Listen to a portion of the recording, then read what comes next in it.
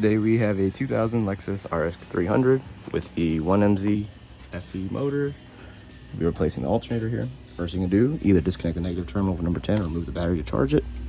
And then we're going to go ahead and free these two wires up because it doesn't use a tensioner, it uses the alternator as a tensioner.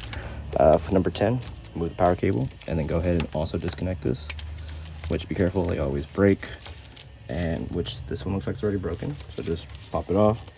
And then once we get all this off, we'll start working on removing the belt slash the alternator at the same time. Now with those wires removed, with the 14, back this out a little, just loosen. And with number 12, you're gonna crank this down so that the alternator moves downward to get the belt off, and then we can completely remove the alternator. All right, y'all, I got the belt removed. Also, let me mention that before you can actually do this, I did say loosen this 14 here. There's also number 12 down here. I was gonna show y'all on camera, but let me go ahead and just remove it out now, and then I'll go ahead and show y'all where it's located so that you can understand why that needs to be loosened as well.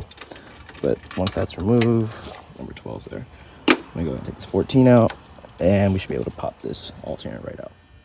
Okay guys, with a little wiggling action on this portion here, which is right here, it's able to pop it off there, and then we just kind of slid it upwards so that this ear, or pretty much this whole area here, does not hit the bracket here.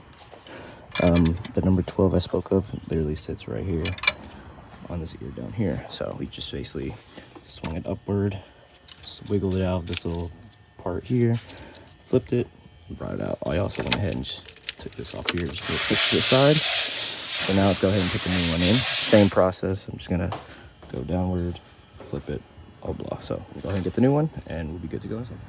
All right, we have our alternator in. Loosely threaded the two bolts, 14 and 12 down there I showed y'all earlier. I'm gonna go ahead and just get it close enough, put the belt on, tighten the tensioner up so the belt's tight, and then we're gonna tighten the 12 and 14 that hold the alternator to the vehicle. Okay guys, alternator's installed, the belt is on, tightened down. I tightened the two bolts to the alternator. Now we're just gonna reinstall the wires. Go ahead and put this back here, and then just reinstall the battery and make sure everything's charging. So that's pretty much it guys. Thanks for watching. Please like, subscribe, more videos to come.